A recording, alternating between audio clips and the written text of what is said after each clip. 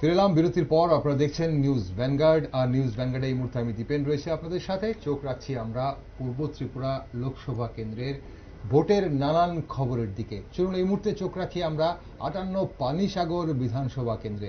58 পানিসাগর বিধানসভা কেন্দ্রে ভোট গ্রহণ শুরু হয়েছে সকাল সকাল, তবে সেখান থেকে ইভিএম বিকলেরও কিছু খবর পাওয়া যায়। বিস্তারিত জানবো, আমাদের প্রতিনিধি দীপক চক্রবর্তী আমাদের সঙ্গে এই মুহূর্তে রয়েছেন। দীপক, শুনতে পাচ্ছ তুমি আমাকে? হ্যাঁ, শুনতে পাচ্ছি। দীপক, সার্বিক কেমন হচ্ছে 58 পানিসাগর বিধানসভা কেন্দ্রের ভোট গ্রহণ পর্ব? সকাল মানুষ আজ সকাল ভোরবেলা থেকে যে ভোট উৎসব, সেই ভোট উৎসবকে কেন্দ্র করে 6টার আগে থেকে মানুষ বিভিন্ন পোলিং স্টেশনে গিয়ে হাজির হয়েছে। ভোট শুরু হওয়ার কথা 7টায়, যথারীতি ভোট সম্পন্ন শুরু হয়েছে 7টা থেকে। প্রচুর মানুষের দীর্ঘ লাইন সেখানে গিয়ে আমরা লক্ষ্য করেছি এবং মানুষ উৎসবের মেজাজে ভোট দিচ্ছেন। প্রচন্ড তীব্র দাবদাহ থাকার পরও মানুষ কিন্তু একটা নির্দিষ্ট যে সীমা রয়েছে সেই সীমার অতিক্রম না করে নির্দিষ্ট পরিসীমার মধ্যে থেকে মানুষ ভোটের যে আনন্দ, সেই আনন্দ উপভোগ করছেন।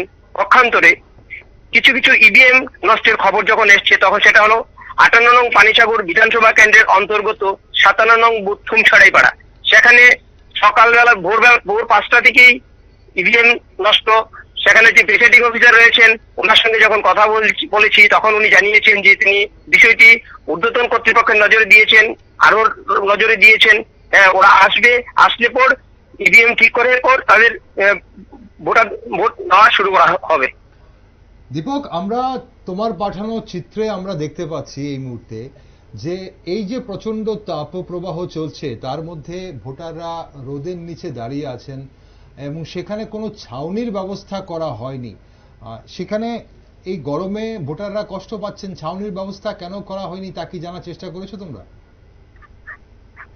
আমি প্রিসাইডিং অফিসারের সঙ্গে কথা বলেছিলাম যে বিশেষ করে বেশ কয়েকটি পোলিং স্টেশন রয়েছে যেখানে ছাউনির কোনো ব্যবস্থা করা হয়নি।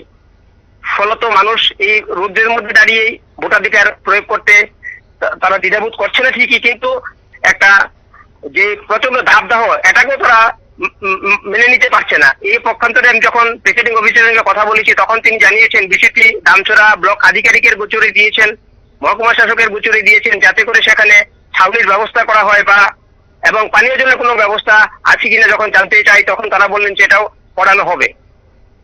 ওকে দীপক, নিরাপত্তা ব্যবস্থা কেমন রয়েছে গোটা পানিসাগর বিধানসভা কেন্দ্রের বিভিন্ন পোলিং স্টেশনে এবং তার আশপাশে? 200 মিটার ভিতরে প্রচুর পরিমাণে বিএসএফ এবং টিএসআর জওয়ান মোতায়েন রয়েছে, যাতে কোনো অপ্রীতিকর ঘটনা না ঘটে।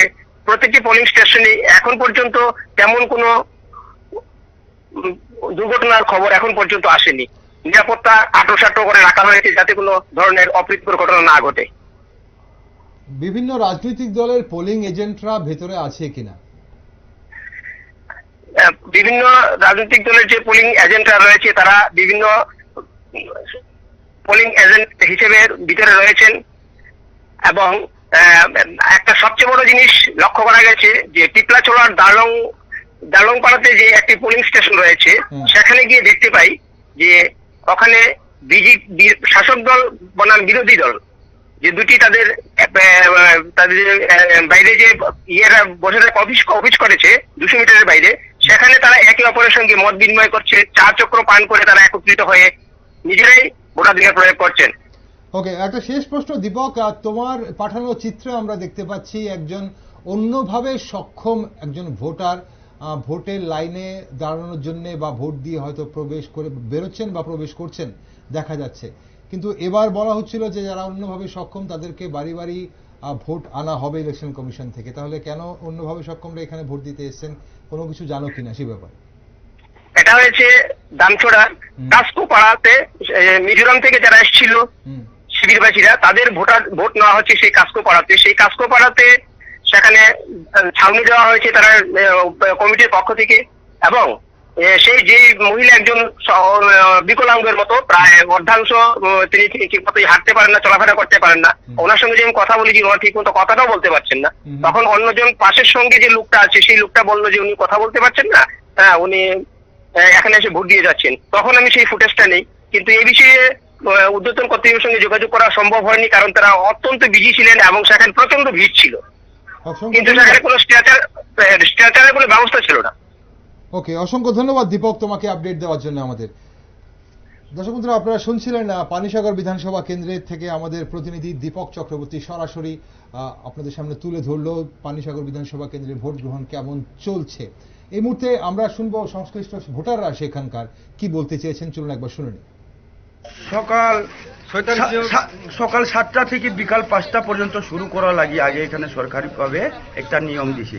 এখন 8টা থেকে আরো 8টা 20 মিনিট হয়ে গেছে, এখনো শুরু হয়েছে না। আমার যে থুমসারায় 57 বুথ কেন্দ্রতে এইভাবে এত জনগণ গাড়ি লইয়া যত হাসি আইছে বোড়া বুড়ি লাঠি নিয়া, এটা আমার কাছে কোনো পাবলিক কাছে দোষ না, মেশিনের দোষ। গতিকে এখন কিচ্ছু করা যায় না, পাত্তাও না, মেশিনও নাই। এটির লাগি কি করা যায় এটাই জানানি হয়েছে আমার। আপনার নামটা কি? বাইলোরাম রিয়া। হ্যাঁ, বাইলোরাম রিয়া। এই মুখে চিনি থুমসারে পাড়া 57 নং বুথ কেন্দ্রও ফুয়াইনি 5টা চিও ফুয়াইনি 7টা চিও সাড়ে 5টা পর্যন্ত বুথ দেনেমা চিনি রোখে তাও পর্যন্ত মেশিন চাই আহিয়েছে বুথ মারি পাই তুমি ব্রোচরা যত হাওয়া তব যত দাবুন করোনো প্রচার সরকারি ভাবে কোনো পাবলিক দুষিয়া মেশিন দুষি হয়ে চিংবদি হয়ে যত কপ মাথায় আছে না মাথা।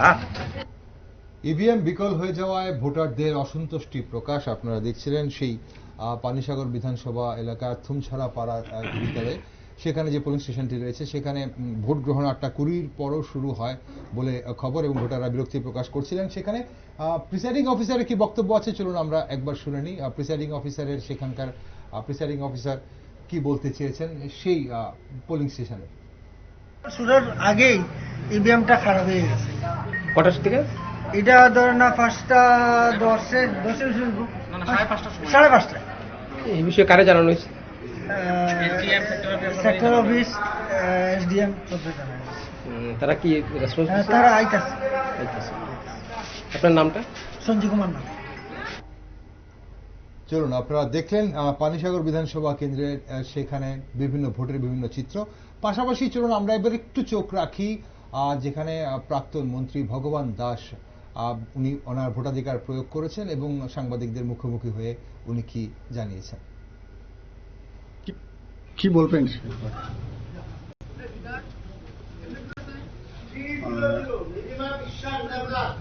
এটা আমারই ভোট, 50-এর 43 নম্বর ভোট।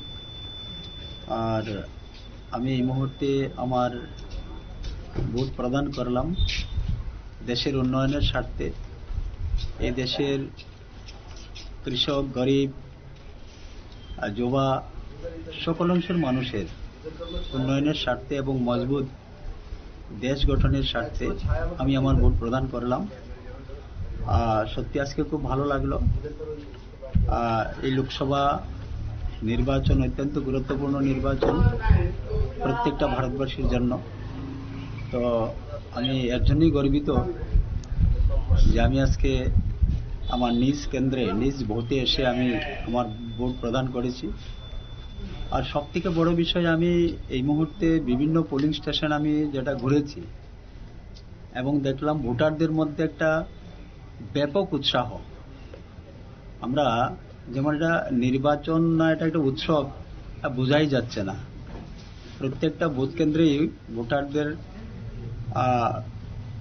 খুব উৎসাহ চলছে এবং খুব শান্তিপূর্ণভাবে ভোট হচ্ছে। কোনো ধরনের কোনো এখন পর্যন্ত কোনো ইয়ে নেই, শান্তিপূর্ণভাবেই হচ্ছে। এবং প্রত্যেকটা পোলিং স্টেশনেই যারা ভোটারগণ রয়েছেন সবার মধ্যে একটা আলাদা বাড়তি যে উৎসাহ যেটা দেখলাম, আমার যেটা চোখে পড়লো। ওভারঅল প্রত্যেকটা বুথে খুবই নির্বিঘ্নে এবং খুব শান্তিপূর্ণ নির্বাচন হচ্ছে। এটা আসলে আমরা এর আগে কখনো দেখিনি, কিন্তু বর্তমানে যে নির্বাচনগুলো হচ্ছে এই নির্বাচনগুলা মানে এত নির্বিঘ্নে, এটা সত্যি কল্পনার বাইরে ছিল। আমরা ত্রিপুরা রাজ্যে খুব কমই আশা করেছিলাম, কিন্তু বিগত কয়েক নির্বাচন ধরে আমরা দেখছি 2018 সালের পর থেকে যে এই ধরনের নির্বাচন বা ভোটারদের যে ভিড়, ভোটারদের যে উৎসাহ, এটা লক্ষণীয় রয়েছে। তো আমরা দেখেছি বলেছেন যে একটা স্লোগানে যে 400 পার মোদী সরকার, তো সেই বিষয়ে কি বলবেন যে এই দৃশ্য দেখে? তো যা বলা হয়েছে 400 বার হবে, এখানে কোনো সন্দেহ নেই। মাননীয় প্রধানমন্ত্রীজি নরেন্দ্র ভাই মোদীজি তৃতীয়বারের জন্য প্রধানমন্ত্রী হচ্ছেন এবং আমাদের এই রাজ্য থেকেও দুজন সাংসদ নির্বাচিত হয়ে ওনারাও যাচ্ছেন, এখানে কোনো সন্দেহ নেই। কারণ আমি তো বললাম ভোটারদের মধ্যে ব্যাপক উৎসাহ আমরা দেখছি। আর এই ভোট উন্নয়নের স্বার্থে আমি বলবো যে এখনো যারা বাড়িঘরে রয়েছেন সবাইকে বলবো যে নিজের ভোট এসে ভোট কেন্দ্রে প্রদান করার জন্যে এবং নিজের ভোটকে দিয়ে দেশকে মজবুত করার জন্যে আমি সবার কাছে অনুরোধ রাখবো। বিশেষ করে যারা নিউ ভোটার, যারা নতুন ভোটার রয়েছেন তাদের কাছেও আমি আপিল রাখবো যে এই প্রথম ভোট দেওয়া হবে আর এই ভোট যেন সবাই যেন এই ভোটে অংশগ্রহণ করে, এই আবেদন আমি রাখবো। ধন্যবাদ। আপনারা শুনলেন প্রাক্তন মন্ত্রী ভগবান দাস ওনার ভোটাধিকার প্রয়োগ করে সাংবাদিকদের মুখোমুখি হয়ে কি বলেছেন। তবে আমরা আলোচনা যাব, আমাদের সঙ্গে দুজন প্যানেলিস্ট রয়েছেন, বিশিষ্ট রাজনৈতিক বিশ্লেষক গৌতম মজুমদার এবং বিশিষ্ট কংগ্রেস নেতৃত্ব, জাতীয় কংগ্রেস নেতৃত্ব প্রবীর চক্রবর্তী। আমরা কথা বলবো, কিন্তু তার আগে দর্শক বন্ধুরা আপনাদের জানিয়ে দিই দুপুর 1টা অবধি গোটা দেশে প্রায় 40% ভোট পড়েছে। যে 88টি লোকসভা আসনে আজ ভোট গ্রহণ পর্ব চলছে, প্রায় 40% ভোট চলছে, ভোট পড়েছে এবং ত্রিপুরা রাজ্যে 54.98% ভোট পড়েছে। ত্রিপুরা রাজ্যে সেখানে ভোট পড়েছে 54.98% এবং গোটা ভারতবর্ষে ভোট পড়েছে 40%। আমরা দেখব, আমরা আমাদের প্রতিনিধি সুপ্রীতি মুখার্জির সাথে কথা বলে এবং আরো বিস্তারিত আমরা কিছু জানতে পারি কিনা। আপনারা জানেন আমাদের আজকের যে বিভিন্ন ভোট গ্রহণ প্রক্রিয়ায় কত শতাংশ ভোট পড়ছে সেদিকে নজর রাখছে আমাদের প্রতিনিধি। ইলেকশন কমিশন থেকে সরাসরি সেখানে আমাদের প্রতিনিধি সুপ্রীতি মুখার্জি রয়েছে, আর সেখানে আমরা দেখি সুপ্রীতি মুখার্জির সঙ্গে আমরা যোগাযোগ করতে পারি কিনা। সুপ্রীতি, শুনতে পাচ্ছ তুমি আমাকে? শুনতে পাচ্ছি। ওকে সুপ্রীতি, এইমাত্র আমরা খবর পেলাম যে 40% ভোট গোটা দেশে পড়েছে, প্রায় 40%, এবং ত্রিপুরা রাজ্যে 54.98% ভোট পড়েছে। আরো বিস্তারিত কি খবর রয়েছে তোমার কাছে? দেখো, রাজ্যের নির্বাচন কমিশন থেকে আমরা যে খবর পেয়েছি এখনো পর্যন্ত বেলা 1টা পর্যন্ত যে ভোট পড়েছে তাতে করে দেখা যাচ্ছে যে 54.98% ভোট পড়েছে। পূর্ব ত্রিপুরা লোকসভা আসনে 54.98% ভোট পড়েছে এখনো পর্যন্ত। যদি আমরা বিধানসভার দিক থেকে পরিসংখ্যান বলি তাহলে সেই জায়গাটি সব থেকে বেশি আমরা দেখতে পাচ্ছি ভোট পড়েছে, যেখানে তোমার বেশ কিছু কেন্দ্রে রয়েছে। তবে তার মধ্যে আমরা লক্ষ্য করতে পারছি যে তেলিয়ামুড়া থেকে শুরু করে তোমার বিশ্বমুখ, জোলাইবাড়ি, এই সমস্ত কেন্দ্রগুলিতে ভোট যথেষ্টই রয়েছে। 60 আপ ভোট পড়েছে, 61.35 ভোট পড়েছে 37 বিশ্বমুখ বিধানসভা কেন্দ্রে। অন্যদিকে কৈলাসহরের দিকে আমাদের সকাল থেকে নজর ছিল, যেখানে ভোট সব থেকে কম, যেটা আমরা দেখেছিলাম সকাল 11টা পর্যন্ত, যেখানে বেলা 1টা পর্যন্ত কৈলাসহরে ভোট পড়েছে 46.72%।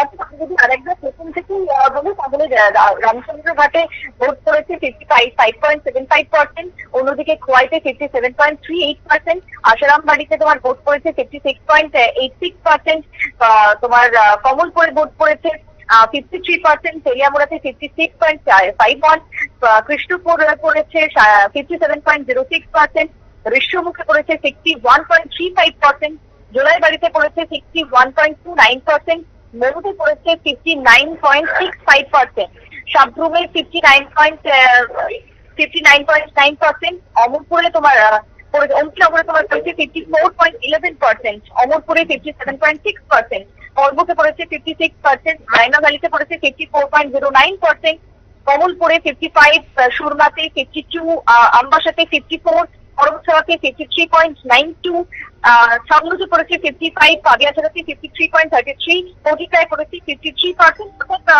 এইভাবে আমরা দেখতে পাচ্ছি যে 50% মতন ভোট পড়েছে বেলা 1টা পর্যন্ত 30টা বিধানসভা কেন্দ্রে পূর্ব ত্রিপুরা লোকসভা আসনে, যেমনটা নির্বাচন কমিশন আমাদের জানিয়ে দিল। অসংখ্য ধন্যবাদ সুপ্রীতি তোমাকে একদম বিস্তারিত জানানোর জন্য যে দুপুর 1টা অবধি কত শতাংশ ভোট পড়েছে। দর্শক বন্ধুরা আপনাদের আরো একবার জানিয়ে রাখি যে দুপুর 1টা অবধি প্রায় 40% ভোট পড়েছে গোটা দেশে, যে 88টি লোকসভা আসনে আজ নির্বাচন হচ্ছে, কিন্তু সেই জায়গায় ত্রিপুরায় ভোট পড়েছে, ত্রিপুরার পূর্ব ত্রিপুরা আসনে ভোট পড়েছে 54.98%।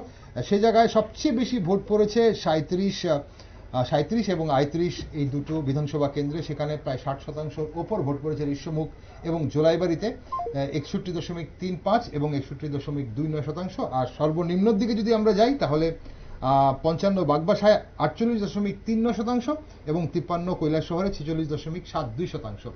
এই মুহূর্তে আমরা দেখে নেব বিধানসভা অধ্যক্ষ মাফ করবেন বিশ্ববন্ধু সেন ওনার ভোটাধিকার প্রয়োগ করে কি প্রতিক্রিয়া ব্যক্ত করেছেন সাংবাদিকদের মুখোমুখি হয়ে। 100% শান্তিপূর্ণ ভোট, 100%। কাল গল্প করে সিপিএম কংগ্রেস যে একটা যুদ্ধক্ষেত্র বানিয়ে রেখেছিল, আসলে সিপিএম যা খেলা শিখিয়ে দিয়ে গেছে আমাদেরকে, আমরা ওদের খেলা শিখে ওরা যে স্টাইলে আগে রাজনীতিটা করতো, আমরা সিপিএম স্টাইলে রাজনীতি করেছি, ওরা তো রাজনীতি শিখিয়েছে আমাদেরকে। ওরা যে স্টাইলে রাজনীতি করেছে আমরা ঠিক সেই স্টাইলে করেছি, 100% শান্তিপূর্ণ।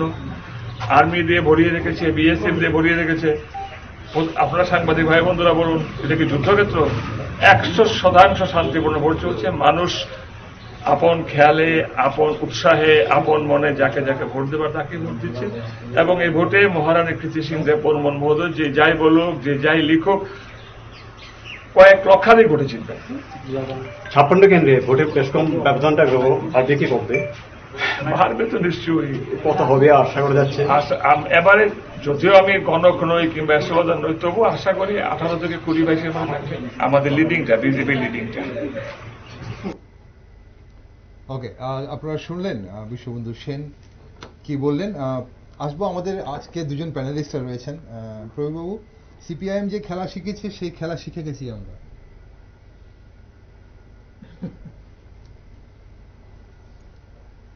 এটা কি ইঙ্গিত করতে চাইছে তো আপনারা পরিষ্কার বুঝেছেন, রাজ্যের জনগণও পরিষ্কার বুঝেছে। এটা কে কি খেলা শিখিয়েছে আর চাইতে বড় কথা হচ্ছে বিজেপি আজকের দিনে যা শিক্ষা দিচ্ছে আর কি আমাদের রাজ্যে কি গোটা দেশে যে শিক্ষা দিচ্ছে, এটা অভাবনীয়, এটা ভাবা যায় না।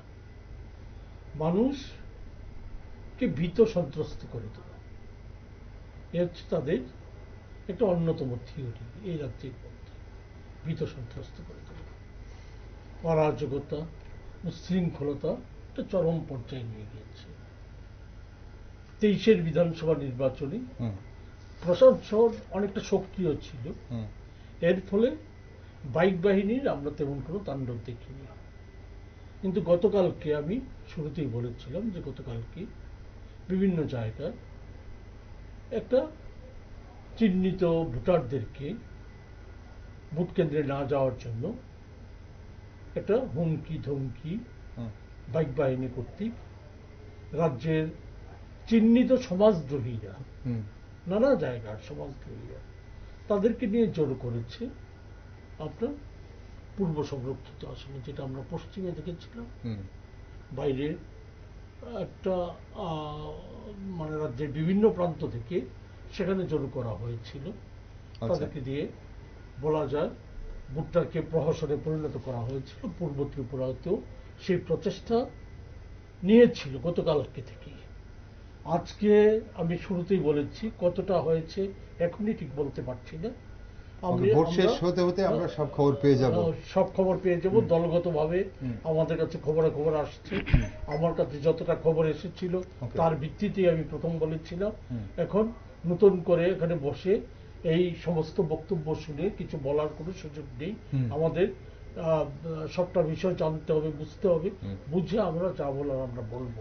তো একটা কথা আমি নিশ্চিতভাবে বলে দিতে চাই, আর সারা ভারতবর্ষে যে ট্রেন্ড দেখা গেছে এবং বিজেপির যে অবস্থা তৈরি হয়েছে, এই অবস্থা থেকে একটা কথা পরিষ্কার, মুখে ওই ভগবান দাস বলেছে 400 পার নিশ্চিত, মুখে 400 পার যাই বলা হোক না, আসলে আতঙ্কগ্রস্ত হয়ে গেছে বিজেপি। প্রথম দুবার ভোটের পর আতঙ্কগ্রস্ত হয়ে গেছে। আতঙ্কগ্রস্ত হয়ে গেছে বলেই তাদের যে প্রধান মুখ নরেন্দ্র মোদীজি, উনি বলা যায় একেবারে ন্যাক্কারজনক খেলা শুরু করে দিয়েছেন। আগের যে সমস্ত ওনার যে বক্তব্য প্রথম দফার ভোটের আগে বা তারও আগে থেকে যে সমস্ত বক্তব্যগুলি ছিল, এই সমস্ত কিছুকে ছাড়িয়ে আজকে ধর্মীয় মেরুকরণ সৃষ্টি করার জন্য একেবারে মিথ্যার আশ্রয় নিয়ে সম্পূর্ণভাবে ধর্মীয় মেরুকরণ সৃষ্টি করার জন্য একটা বলা যায় উন্মাদের মতো আচরণ শুরু করে দিয়েছে। ওকে, আমরা শুনবো, আপনার কাছে আবার আসবো। গৌতমবাবুর বক্তব্য একটু শুনে নি, গৌতমবাবু প্রতিক্রিয়া শুনে নি। গৌতমবাবু, আপনারা শুনলেন এতক্ষণ ধরে ভগবান দাস থেকে শুরু করে পানিসাগর বিধানসভা কেন্দ্রের রিপোর্ট আপনারা শুনেছেন, এবং পাশাপাশি আমরা এই মুহূর্তে যে বিশ্ববন্ধু সেনের কথাও আপনারা শুনলেন। কি মনে হচ্ছে ভোট গ্রহণ প্রক্রিয়া কেমন চলছে, এবং এই যে সিপিএম খেলা শিখেছে সেই খেলা শিখে গেছে বলে উনি কি ইঙ্গিত করলেন? আসলে এটা তো উনি তো একটা রাজনৈতিক দলের প্রতিনিধি বা ত্রিপুরা বিধানসভার একজন দায়িত্বপূর্ণ লোক, ওনার বক্তব্য উনি করেছেন। আমি যদি বলি যে আমাদের সাধারণ যে ত্রিপুরা রাজ্যের ত্রিপুরার জনগণের যে ভাষা, আসলে তো উনি যেটা ইঙ্গিত করতে চেয়েছেন আমরা সবাই বুঝি যে বামপন্থা যে ছদ্মবেশী কমিউনিস্টরা আজকে কিন্তু রাষ্ট্রবাদী দলের বিভিন্ন জায়গায় ঢুকে ওরা কিন্তু সেই একই খেলা একটা মিশ্র সংস্কৃতি তৈরি করছে, রাজনৈতিক সংস্কৃতি তৈরি করছে, যেখানে উঁচু নেতা নিচু নেতা মাঝারি ধরনের নেতৃত্বের সব জায়গাগুলো ওরা বামপন্থী ঘরানাটাকেই আস্তে আস্তে আস্তে আস্তে আবার রাষ্ট্রবাদের মধ্যে নিযুক্ত করতে চাইছে। তো সেই হিসাবে বলতে গেলে যা কিছু টুকিটাকি যদি কিছু হয়, ওই শ্রেণীর কিছু লোক আজকে রাষ্ট্রবাদী সংগঠনগুলোর যে মন মানসিকতা নিয়ে চলছে, যেমন আজকে আমরা যেটা দেখছি, একটু আগে একটা দেখলাম, এটা আমার আজকের দিনেই নতুন দেখলাম, যে ইয়ত একটা বুথ, মানে ইয়ং বয়সের কিছু লোককে ভোটের কাজে নিযুক্ত করেছে, মহিলাদেরকে নিযুক্ত করেছে, ছাউনি দিয়ে রেখেছে। তার মানে কি নির্বাচন কমিশন ভোটারদের সে বা নির্বাচনের প্রক্রিয়াটাকে ধীরে ধীরে ধীরে ধীরে তার একটা নতুন মেরুকরণ তৈরি করছে। আমরা যেটা বিগত সময় দেখেছি, হয়তো আগামী দিনে এটাও শুনবো না যে ভোট কেন্দ্রে হুজ্জুতি হচ্ছে বা মানুষকে প্রভাবিত করছে। তার জন্য যে প্রক্রিয়া আমি একটু আগেও বলেছি যে 40 বছর ধরে শুনছি সেই প্রহসন, সেই সন্ত্রাস, সেই কিছু, একটু আগে প্রবীরবাবু একটা কথা বলছিলেন যে আগে দেখেনি, কিন্তু আমি যদি দেখি আজকে দীর্ঘদিন যে একটু আগে যেটা বাইক বাহিনীর কথা বললো, গত 5-6 বছর কিন্তু প্র্যাকটিক্যালি সাধারণ লোক হিসাবে আমি যদি বলি, আমরা কিন্তু এটা দেখিনি। আগে যেগুলো দেখেছিলাম, ওই দিনও আমি আপনার একটা কথার মধ্যে বলছিলাম যে একটা সন্ত্রাসের পরিবেশ 1 মাস আগে থেকে চলতো। আজকের দিনে কিন্তু এটা দেখা যায় না। যদিও কিছু টুকটাক যেগুলো হয়তো, যেহেতু একটা রাজনৈতিক পরিস্থিতি, যেটা বিশ্ববন্ধু সেন ইঙ্গিত করতে চেয়েছেন, ওনারা যেটা শিখিয়েছেন, ওনারা কিন্তু ওইটাই শিখিয়েছেন। বামপন্থা তো আমরা চোখের সামনে দেখেছি, কমিউনিজম পলিটিক্স দেখেছি। কমিউনিজম পলিটিক্স দেখে এই রাজ্যের যারা কংগ্রেস ছিল, ত্রিপুরা রাজ্যের 2টা দলেরই প্রাধান্য ছিল, তো সেই কংগ্রেস দলকেই কিভাবে হেনস্থা করেছে, কিভাবে খুন খারাপি হয়েছে, কিভাবে সন্ত্রাস হয়েছে, তো ওইগুলো বিশ্ববন্ধু সেন তখন কংগ্রেস দলে ছিলেন, উনি এগুলো দেখেছেন। আজকের দিনে উনি বলছেন যে বামপন্থের যে দীর্ঘকালীন যে ত্রিপুরা রাজ্যের যে রাজত্বের যে সময়টা যা শিখিয়েছেন, উনি তা শিখে আজকে ওই যে শটে সাট্টাং একটা কথা আছে, যেমন কর্ম তেমন ফল, ওই জায়গাগুলো, যেমন নিউটনের গতিসূত্র যদি আমরা ভাবি যে লাস্ট গতিসূত্র বলে প্রত্যেকটি ক্রিয়ারে সমান বিপরীত প্রতিক্রিয়া আছে। আজকে যে কিছু ছোটখাটো যে কিছু হচ্ছে, ওই সেই প্রতিক্রিয়ারে একটা ফল। তো বামফ্রন্ট এটা মেনে নিতে হবে। আজকে এই রাজ্যের কংগ্রেসরাও এটা মেনে নিচ্ছে, যার জন্য দীর্ঘদিন যে কংগ্রেস সিপিএম এর যে একটা গোটবন্ধন ছিল, সেটা আজকে পরিষ্কার হয়ে গেছে ত্রিপুরাবাসী যে এতদিন কি চলছিল, কেন আজকে তারা ওই দুটো দল একসঙ্গে গিয়ে এক জায়গায় কংগ্রেস দাঁড়িয়েছে, এক জায়গায় সিপিএম দাঁড়িয়েছে, এগুলো মানুষ এখন ভাবছে। ওকে, এই যে 40% ভোট, আপনাদের কি মনে হয় গোটা ভারতবর্ষে লোকসভা নির্বাচন দুপুর 1টা অবধি, 7টা থেকে ভোট গ্রহণ শুরু হয়েছে, আর সেখানে অনেক জায়গায় আবার 8টা থেকে হয়তো শুরু হয়েছে, যদিও এটা একদম ষষ্ঠ খবর নেই এই মুহূর্তে আমার কাছে, তবে সেখানে গরমের জন্য, তাপের জন্য ভোট গ্রহণ দেরিতে শুরু হচ্ছে বা দেরিতে সেই সব এমন বলে বলা খবর আছে। কিন্তু এই 40% ভোট, এটা কতটা তাৎপর্যপূর্ণ এবং দুপুর 1টা অবধি কি মনে করেন, এটার কোনো ট্রেন্ড সেট করছে কি? এটা তো ব্যাপার হচ্ছে, এমনিতেই মানুষের মধ্যে সারা দেশে নানা কারণে যে ভোট নিয়ে যে উত্তাপটা থাকার কথা, উৎসাহটা থাকার কথা, সেই উৎসাহটা মানুষ ক্রমশ হারিয়ে ফেলছে। আচ্ছা, ক্রমশ হারিয়ে ফেলছে। কেননা যে মানুষের যে শিক্ষা ভোটের ফলশ্রুতিতে মানুষ যেটা দেখে অভ্যস্ত, যে বিশেষ করে আমরা যদি গত 10 বছরের কথাই যদি শুনি, মানুষ একটা বিশ্বাস নিয়ে একটা মানুষ প্রভাবিত হয়ে 14 সালে তারা নানা কারণে বিজেপিকে সমর্থন করেছিল, ভোটাধিকার প্রয়োগ করেছিল। 14 সালের পর মানুষের মধ্যে একটা নতুন ধারণার সৃষ্টি হয়েছে। মানুষ কতগুলি নতুন শব্দের সাথে পরিচিত হয়েছে। জুমলা, যা 14 সালের আগে তেমন ভাবে ছিল না। জুমলা সংস্কৃতি, সেই জুমলা সংস্কৃতি মানুষকে অনেকটা প্রভাবিত করেছে। ফলে সেই জায়গায় দাঁড়িয়ে মানুষ ভোট দেওয়ার যে উৎসাহটা, এই উৎসাহটা খানিকটা বাধাপ্রাপ্ত হয়েছে বলে আমার মনে হয়। তার জন্য আপনি বলছেন যে এই ভোটের পার্সেন্টেজটা কমছে। আরেকটা হচ্ছে যে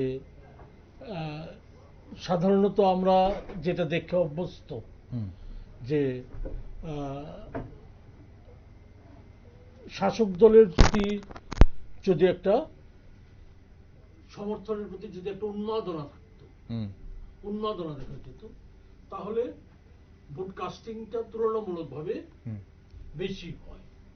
যেমন এই রাজ্য আমরা দেখেছি 90% বিধানসভা ভোটে 90%, 91%, 92% ভোট হলে পরে সাধারণত শাসক দলের ফেভারিট যেত। এটা গোটা দেশেই এই জিনিসটা লক্ষ্য করা গেছে, যে বেশি পার্সেন্টেজটা হলে পরে যেত। কিন্তু এই শাসক দলের প্রতি বিশ্বাসটা আমার মনে হয় খানিকটা হলেও চির ধরেছে। শাসক দলের প্রতি বিশ্বাসটা মানুষের তার জন্য আপনি ভোটের পার্সেন্টেজটা কম বলছেন ছিল, সেই বিশ্বাসটা চির ধরেছে। এর ফলশ্রুতিতে মনে হয় ভোটের পার্সেন্টেজটা যে 40%, সেটা প্রথম দফার ভোটেও লক্ষ্য করা গেছে। এবং আজকে কি হয় সেটা অবশ্যই আমরা শেষ বেলায় বলতে পারবো, কিন্তু দুপুর 1টা অবধি 40% ভোট পড়েছে গোটা দেশে। গৌতম বাবু, আপনি কি মনে করেন ছোট্ট করে, যে এই ভোটটা এটা পার্সেন্টেজটা ঠিক আছে কিনা দুপুর 1টা অবধি 40%? ভোটের পার্সেন্টেজ 1টা পর্যন্ত যেটা চলছে সেটা ঠিকই আছে। আচ্ছা, কারণ ভোট নেওয়ার যে টাইমটা, পার ঘন্টায় কতটা পার্সেন্টেজ ভোট কাউন্টের, এটা অলরেডি একটা সিস্টেম আছে। তো ওই হিসাবে মনে হচ্ছে মানে 40-50%-এর মধ্যে যেটা চলছে এটা ঠিক আছে। আচ্ছা, কোন বুথের যে প্রিসাইডিং অফিসার বা তার যে টিম থাকে, টিমটা খুব স্পিডি থাকে। ওইটা একটা অনেকের একটা পার্সোনাল স্কিলের উপরে কিছু কিছু বুথ কেন্দ্রে মানে একটা ভোটের পার্সেন্টেজটা সুন্দরভাবে, আর কোথাও কোথাও একটু স্লো হয়, কোথাও কোথাও একটু মেশিনারি প্রবলেমের জন্য একটু ডিস্টার্ব হয়। অল ইন্ডিয়া লেভেলের ক্ষেত্রে আমি যদি বলি, যেটা আমরা শুনেছি বা শুনি, প্র্যাকটিক্যালি ভারতবর্ষের লোক সবসময় 40-60%, 70%-এর বেশি, মানে 60%-এর উপরে যাওয়া মানে অন্যান্য স্টেট, একমাত্র ওয়েস্ট বেঙ্গল, ত্রিপুরা বাদ দিয়ে ভারতবর্ষের অন্যান্য রাজ্যে ভোটের পার্সেন্টেজটা সবসময়, এটা যে শুধু গত 10 বছরের হিসাব করলে হবে না, তুলনামূলক গত 10 বছরে ভোটের পার্সেন্টেজ সারা ভারতবর্ষে অন্যান্য রাজ্যগুলোতে একটু ইন্টারেস্ট হয়েছে। বিগত সময়গুলোতে তাও আমরা কিন্তু দেখিনি। ভোটের পার্সেন্টেজ একমাত্র ত্রিপুরা, পশ্চিমবঙ্গ, কেরালা, মানে বাম শাসিত যে রাজ্যগুলো ভারতবর্ষে ছিল, ওই রাজ্যগুলোতেই প্র্যাকটিক্যালি একটু ভোটের পার্সেন্টেজটা বেশি পড়ে। ওইটা ওদের একটা ক্রেডিট। সবসময় ভোটের পার্সেন্টেজটা ওরা জনগণকে নিতে পেরেছে, না নিতে পারলো ভোট পার্সেন্টেজ হয়েছে। তো সেটা একটা আলাদা একটা সেটা অন্য বিধানসভার হিসাব।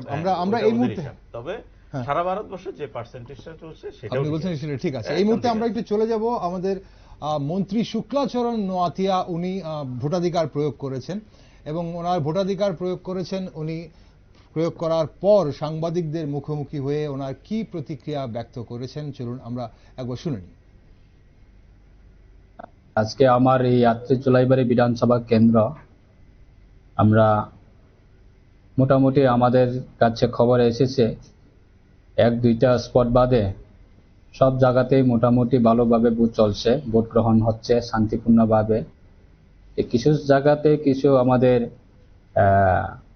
ইভিএম মেশিনগুলি খুব স্লো চলছে, সে জায়গাতে আমরা ডিএম সাহেব বা আমাদের এআরও তার সঙ্গে আমরা কথা বলছি, যাতে ভোট কেন্দ্রের মধ্যে যাতে আমাদের ভোটাররা যাতে কোনো ধরনের হ্যারাসমেন্ট না হয়, এবং সেটাও আমরা চেষ্টা রাখছি। আমাদের এই আত্রে জোলাইবাড়ি বিধানসভা কেন্দ্রের মধ্যে বিগত দিনের তুলনায় আমরা যদিও দেখি 2018 আগে পরিস্থিতি, যেদিন নির্বাচন হতো সকাল থেকে বিভিন্ন ধরনের মারামারি, সন্ত্রাস, খুন আর বিভিন্ন আতঙ্কর একটা পরিবেশ থাকতো 2018 আগে পর্যন্ত এই জোলাইবাড়ি বিধানসভা কেন্দ্রে। আজকে সেই ক্ষেত্রে আমরা 2018 পরে আমরা অনেক পরিবর্তন করতে পেরেছি। আজকে সমস্ত ভোটাররা সবাই ঘরে থেকে বের হয়ে আসছে ভোট কেন্দ্রের মধ্যে ভোটদান করা। আপনারা শুনলেন মন্ত্রী শুক্লাচরণ নোয়াতিয়া কি প্রতিক্রিয়া ব্যক্ত করেছেন ওনার ভোটাধিকার প্রয়োগ করার পর। তবে যে কথাটা অন্যরাও বলছিলেন, উনিও বলছিলেন যে মোটামুটি উৎসবের মেজাজে ভোট তো হচ্ছে, কিন্তু এক দুটো স্পট বাদে সেই ভোট গ্রহণ প্রক্রিয়া ঠিকঠাকভাবে চলছে, ইভিএম স্লো চলছে বলে উনি অভিযোগ করেছেন কয়েকটা এক দুটো স্পটে, অর্থাৎ এক দুটো পোলিং স্টেশনে। 38 জোলাইবাড়ি কেন্দ্রে ওনার ভোটাধিকার উনি প্রয়োগ করেছেন। আমাদের সঙ্গে জুড়ে গেছেন আরেকজন বিশিষ্ট অতিথি, রাজ্যের বিশিষ্ট আইনজীবী অরিন্দম ভট্টাচার্য। স্বাগত অরিন্দমবাবু আপনাকে। অরিন্দমবাবু, এই যে আপনি শুনলেন মন্ত্রী শুক্লাচরণ নোয়াতিয়া কি বলছিলেন, এবং পাশাপাশি সকাল থেকে নিশ্চয়ই খবর রেখেছেন দু একটি ঘটনা যা অবশ্যই ইলেকশন কমিশনের কাজের দিকে কতটা নজর রেখেছে তার দিকে প্রশ্নবোধক চিহ্ন তুলছে, প্রিসাইডিং অফিসারদের কার্যকলাপ। এবং সবচেয়ে বড় খবর যেটা নিউজ ভ্যানগার্ডে কিছুক্ষণ আগে দর্শক বন্ধুরা দেখেছে, প্রিসাইডিং অফিসার 41 অম্পিনগরে একজন প্রিসাইডিং অফিসার ভোটদানে প্রভাবিত করছেন, নিজে ভোট কম্পার্টমেন্টে চলে যাচ্ছেন ভোটারের থাকা সত্ত্বেও, এবং সাহায্যের নামে উনি সেখানে করছেন, এবং ওনার বিরুদ্ধে কি ধরনের অ্যাকশন নেওয়া হয়েছে তা এখনো খবর আমাদের কাছে নেই। তবে 29 কৃষ্ণপুর বিধানসভা কেন্দ্রের অন্তর্গত একজন প্রিসাইডিং অফিসারকে ওনার সাময়িক বরখাস্ত করা হয়েছে। এছাড়া দক্ষিণ জেলার জেলা সভাপতি ভোটের লাইনে দাঁড়িয়ে ক্যামেরার সামনে ওনার নিজের দলকে ভোট দেওয়ার জন্য বলছিলেন। এই ধরনের ঘটনা ছাড়া সার্বিকভাবে কেমন দেখছেন ভোট পূর্ব ত্রিপুরা? সকাল থেকে আমি যতটুকু সুযোগ পেয়েছি, সময় পেয়েছি, তোমাদের চ্যানেলে চোখ রাখার চেষ্টা করেছি। প্রথমেই তোমাদের চ্যানেলে যেটা ব্রেকিং হয়েছে সেটা হচ্ছে 105 বছরের বয়স্ক ভদ্রলোক বিশ্বাস নিজে ভোট দিতে গেছে, নিজের ভোটটা দিতে এসছে, এবং তখন তোমার স্টুডিওতে যে আলোচনা হচ্ছিল সেটা দেখা যাচ্ছিল যে ইলেকশন কমিশনের একটা চূড়ান্ত ব্যর্থতার একটা জায়গা। কারণ ভোট ফ্রম হোম যে বিষয়টা, এই বিষয়টাতে 80 বা 85 বছর বয়সের উপর, 85 বছরের উপর বাড়ি থেকে ভোট নিয়ে যাওয়ার কথা, সেই জায়গা দেখা যাচ্ছে যে ইলেকশন কমিশনের মেশিনারি কোনো খবরই রাখেনি যে এই ভোটার লিস্টে, পার্টিকুলার ওই বুথের ভোটার লিস্টে কেউ একজন আছে যে 105 বছর বয়স হয়ে গেছে, তার বাড়িতে থেকে ভোটটা নিয়ে আসার যে প্রক্রিয়াটা সেটা এর মধ্যে ছিল, এটা তথ্যের মধ্যে ছিল। এরপরে যেগুলো দেখা যাচ্ছে, দেখো প্রথম কথা হচ্ছে এই কিছুদিন আগে গত পরশুদিন সুপ্রিম কোর্টও এই বিষয় নিয়ে কথা বলেছে, এবং যথেষ্টই আস্থা রেখেছে। আমি যেটা দেখলাম বা মিডিয়ার এতে যা পেলাম, যে আস্থা রেখেছে ইলেকশন কমিশনের কিছু কমিটমেন্টস এর উপর। But the thing is that একটা জিনিস পরিষ্কার, যে এই ইভিএম এ ভোট করতে গিয়ে ভোটাররা যথেষ্ট পরিমাণে হয়রানি হচ্ছে। আচ্ছা, বেশ কিছু জায়গায় আমরা এই বৈশাখ মাসের কাঠফাটা রোদে, শুধু আগরতলা নয় বা ত্রিপুরা নয়, বাকি দেশেও মানে প্রচন্ড তাপদাহ চলছে, প্রবাহ চলছে। এই অবস্থায় যদি ইভিএম মেশিন খারাপ হয়ে যায়, ভিভিপ্যাট খারাপ হয়ে যায়, এগুলোকে সারাই করা, আবার নতুন করে ভোটে শুরু করা, ভোটিং টার্ন আপ বা দিনের শেষে তোমার ভোটারের সংখ্যা বা ভোটের হার কত দাঁড়ালো, তার চেয়ে বড় কথা আমার অধিকার এবং দায়িত্ব দুটোই আছে ভোট দেওয়ার। এখন অধিকার এবং দায়িত্ব দুটোকেই কিন্তু মানে ইয়ে করার, সিকিউরিটি করার, গ্যারান্টি করার দায়িত্ব কিন্তু রাষ্ট্রের। এখন রাষ্ট্র এই মুহূর্তে চলছে হচ্ছে ইলেকশন কমিশনের নেতৃত্বে বা ইলেকশন কমিশনের অভিভাবকত্বে। তো এই অবস্থায় এই জায়গাটা ইলেকশন কমিশনকে কিন্তু আরো একটু বেশি রকম ভাবে সতর্ক হওয়া দরকার এবং আরেকটু তৎপর হওয়া দরকার। এই জায়গায় আমার মনে হয় ভোটারদেরকে এইভাবে লাইনে দাঁড় করিয়ে রেখে শাস্তি দেওয়ার জায়গা দাঁড়িয়ে ভোট দিন এবং ভোট দেওয়ার জন্য উৎসাহিত করা, এই যে তুমি স্লোগান দেখছি চুনাও কাপড় গার্ভ কাপড় বা এরকম একটা কিছু, ডাজন্ট মেক সেন্স। এটা দুটো এক জায়গায় আসে। দ্বিতীয় কথা হচ্ছে তোমার সকাল থেকে যেগুলো দেখছিলাম যে তোমার ওই প্রভাত চৌধুরী একটা বক্তব্য রেখেছে, তার এগেনস্টে দাঁড়িয়ে ওখানকার এমএলএ একটা কথা বলার চেষ্টা করেছে বা এক্ষুনি শুক্রাচরণ মহাতিয়া উনিও যেটা করার চেষ্টা করছে। সবকিছু মিলিয়ে দেখা যাচ্ছে যে কোথাও কোথাও কিছু কিছু জায়গায় বিচ্ছিন্নভাবে হলেও বা সংখ্যা কম হলেও পড়লেও যে পোলিং বুথে সমস্ত দলের পোলিং এজেন্টরা পাওয়া যাচ্ছে। একটা জিনিস পরিষ্কার করা উচিত ছিল, সেটা হচ্ছে যে কোন কোন দলের কারা কারা পোলিং এজেন্ট হবে সেটা নির্বাচন কমিশন আগেই এই তালিকা একটা চেয়ে নেওয়া উচিত ছিল। আচ্ছা, কারণ দুটো দিক আছে। এক, যাদের পোলিং এজেন্ট নেই, যে রাজনৈতিক দলের পোলিং এজেন্ট নেই বুথে, সেই রাজনৈতিক দল বলছে আমরা পোলিং এজেন্ট পাঠিয়েছিলাম, পোলিং এজেন্টকে ঢুকতে দেয়নি বা ভয় দেখিয়ে আগের দিনই বাড়ি থেকে বার করে দিয়েছে বা বাড়ি থেকে বেরোতে দেয়নি, বা কেউ কেউ বলছে যে পোলিং বুথ থেকে বার করে দিয়েছে। এট দ্য সেম টাইম আরো একটা জিনিস আছে যে অনেক সময় দেখা যায় যে বিরোধীরা যারা থাকে সাংগঠনিকভাবে দুর্বলতার কারণে সব বুথে সমান পরিমাণে পোলিং এজেন্ট দিতে পারে না। এখন কোনটা সঠিক কোনটা বেঠিক এটা আমরা এই মুহূর্তে দাঁড়িয়ে বলতে পারছি না, বিয়ে করতে পারছি না। কিন্তু একটা জিনিস তো পরিষ্কার থাকার কথা, যদি ইলেকশন কমিশনের কাছে আগে থেকে পোলিং এজেন্টদের তালিকা থাকতো তাইলে আমরা জিজ্ঞাসা করতে পারতাম, জানতে পারতাম, খোঁজ নিতে পারতাম, বা তোমরা মিডিয়া খোঁজ নিতে পারতে, আমাদের কাছে পৌঁছে দিতে পারতে যে কতজন আদতেই পোলিং এজেন্ট দেওয়ার জায়গায় ছিল বা সেখানে বাধাদান করা হয়েছে কিনা, বা আদৌ বাধাদান হয়েছে কিনা। এবার প্রশ্ন হচ্ছে কিছু ক্ষেত্রে বাধা হয়েছে, এটা তো পশ্চিম আসনে আমরা দেখে নিয়েছি অলরেডি, এটা বারবার মিডিয়াতে চলে এসেছে কি কি ঘটনা হয়েছে, পোস্ট পোল কি হয়েছে, প্রি পোল কি হয়েছে, আমরা অনেকগুলি পেয়েছি। হতে পারে এগুলো কিছু বিচ্ছিন্ন ঘটনা, but still there were there. এখন আমার প্রশ্ন হচ্ছে এখানে যে এই যে রাজস্বই যোগ্য যে কত হাজার কোটি টাকা খরচা হবে তার কোনো হিসাব নাই। সেকেন্ডলি এটার কোনো অডিট হয় না। আচ্ছা, 1 টাকার জিনিসটা 100 টাকা কিনলে পরেও কেউ কিছু জিজ্ঞাসা করার কেউ নেই। ইলেকশন কমিশনের যে কাজ বা যে ভোট প্রক্রিয়া চলাকালীন সময় যেভাবে চলে আর এই অবস্থায় আধা সামরিক বাহিনীকে মুভমেন্ট করানোর একটা বিষয় আছে, তাদেরকে রাখা, খাওয়া দাওয়া সবকিছুর একটা খরচা আছে, এগুলো রাষ্ট্র বহন করবে। এখন প্রশ্ন হচ্ছে আমরা রেগুলার যেটা দেখি সেটা হচ্ছে যে রুট মার্চ। আচ্ছা, নিরাপত্তা কতটা শক্তিশালী, কতটা নিপুণ করা হয়েছে সেটা প্রমাণ হচ্ছে এবং সেটা ভোটের আগে খুব ব্যাপক দেখা গেছে। সাধারণভাবে আমরা দেখি, আমি আজকেও দেখে এসেছি পশ্চিম ত্রিপুরায় ভোট নাই, এক্ষুনি আমি আসছিলাম যখন তখন দেখেছি কিছু কিছু জায়গায় কিছু কিছু পকেটে নিরাপত্তা রক্ষী বা আরক্ষা বাহিনীর লোকজন দাঁড়িয়ে আছে আইন শৃঙ্খলা ঠিক রাখার জন্য। এখন প্রশ্ন হচ্ছে এই নিরাপত্তা বাহিনী এইভাবে ডিপ্লয় করা, এত খরচা করে করার পরেও যদি আওয়াজ ওঠে বা যদি এইরকম প্রকাশ পায় যে ভোটারদের ইন্টিমিডেট করা হয়েছে আগের দিন রাত্রিবেলা বা পরের দিন সকালবেলা বাড়ি গিয়ে বা পাড়ার মোড়ে দাঁড়িয়ে বলে দেওয়া হয়েছে যে তুমি তোমার ভোট হয়ে গেছে, আসতে হবে না, বা আপনি চলে যান কাকু, ভোট দিতে হবে না, ভোট হয়ে গেছে, এই পরিস্থিতিটা এত পরিমাণে নিরাপত্তা রক্ষী থাকার পরেও এটা কেন হবে? তাহলে নিরাপত্তা রক্ষী কি শুধু দেখানোর জন্য মানে রাজপথে ঘুরে বেড়াবে আর পাড়ার ভেতরে গলির ভেতরে কি হচ্ছে খোঁজ রাখবে না? তো এই যদি নির্বাচন পরিচালনার মানে হয় তোমার ব্যবস্থাপনা হয় তাহলে কোশ্চেন তো রেজ হবেই, এটা নিয়ে প্রশ্ন থাকবে। নির্বাচন কমিশনের যে ভূমিকা আমরা বিশেষ করে এবারে যেটা দেখতে পাচ্ছি প্রথম দিন থেকে অভিযোগ উঠছে, অভিযোগের নিষ্পত্তি করার জন্য যতটা তৎপরতা তার থেকে বেশি অভিযোগ মানে নেওয়া বা দেওয়া কোনোটার মধ্যেই কোনো গুরুত্ব দেওয়া হচ্ছে না।